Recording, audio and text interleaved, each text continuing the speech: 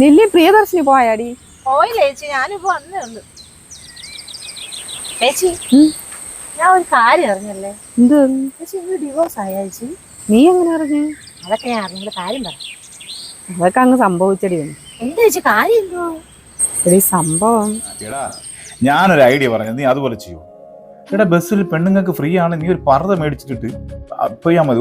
ഒരു കാരണം അവർ ഇറക്കി വിടൂല, മനസ്സിലായില്ലേ? പർദ്ദ ഇട്ട് പോണ പെൺകുട്ടികൾ ആരെങ്കിലും ഇറക്കി വിടൂടെ? നീ അതുപോലെയൊക്കെ ചെയ്ത് അങ്ങനെ അഡ്ജസ്റ്റ് ചെയ്ത് പോ. എപ്പോഴെപ്പോഴും എൻ്റെ അടുത്ത് ഐഡിയ വയ്ക്കരുത് കേട്ടാ. സർക്കാർ ഒരു ഫ്രീ ബസ് കിട്ട കാരണം മനുഷ്യന് സമാധാനം. ഐഡിയ പറഞ്ഞു കൊടുത്തു ഞാൻ ചാവാറായി. ഞാനേ നെയ്യാറ്റിങ്കര വരെ പോവുകയാണ്. ഭക്ഷണമൊക്കെ അവിടെ എടുത്ത് വെച്ചിട്ടുണ്ട്. പിന്നെ എപ്പോഴും എന്നെ കിടന്ന് വിളിക്കരുത്. നീ നെയ്യാറ്റിങ്കര പോവുകയോ നിന്റെ അമ്മയുടെ വീട്ടിലോ പോ. പക്ഷെ വേറൊരു കാര്യം, നീ ഷാൾ എടുത്തിട്ടുണ്ട് പോകണം. അതുകൊണ്ട് ചുണ്ടിക്കടന്ന് ലിഫ്റ്റും കുറച്ചിട്ട് പോകണം. ഞാൻ ചിലപ്പോ ഷോൾ ഇടും, ഷോൾ ഇടാതെ പോവും, ലിപ്സ്റ്റിക്കും ഇടും. നിങ്ങൾക്കെന്ത്? എനിക്ക് എന്റെ ഇഷ്ടം പോലെ ഞാൻ നടക്കും. ഇടി നീ നിന്റെ ഇഷ്ടം പോലെ നടക്കാൻ കുഴപ്പമില്ല. അത് വീട്ടിനകത്ത് ഇന്നടെ വെളിയിലെ ഞാനൊരാണാണ്. ഇതിന്റെ വേദന ആണുങ്ങൾക്ക് മനസ്സിലാവും, അല്ല നിങ്ങൾക്കൊന്നും പറഞ്ഞാൽ മനസ്സിലാവും. എനിക്കറിയാം വെളിയിൽ പോണ പെൺകുട്ടികളെ ഈ ഷാൾ ഇടാതെ പോണ ആണുങ്ങൾ എന്തുമാത്രം നോക്കണം. നിങ്ങൾക്ക് എന്ന് പറയുന്നത് നിങ്ങൾക്ക് ഇങ്ങനെ നടന്നാൽ മതി. ചുമ്മാ എന്നിട്ട് നാട്ടിൽ പീഡനവും.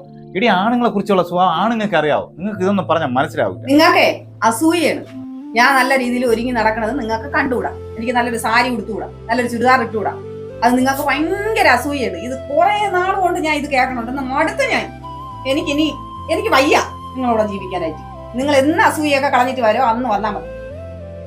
ചേച്ചി അയാൾക്ക് സ്നേഹമുള്ളതെന്നല്ലേ ചേച്ചി എടുത്തോന്നത് പറഞ്ഞത്?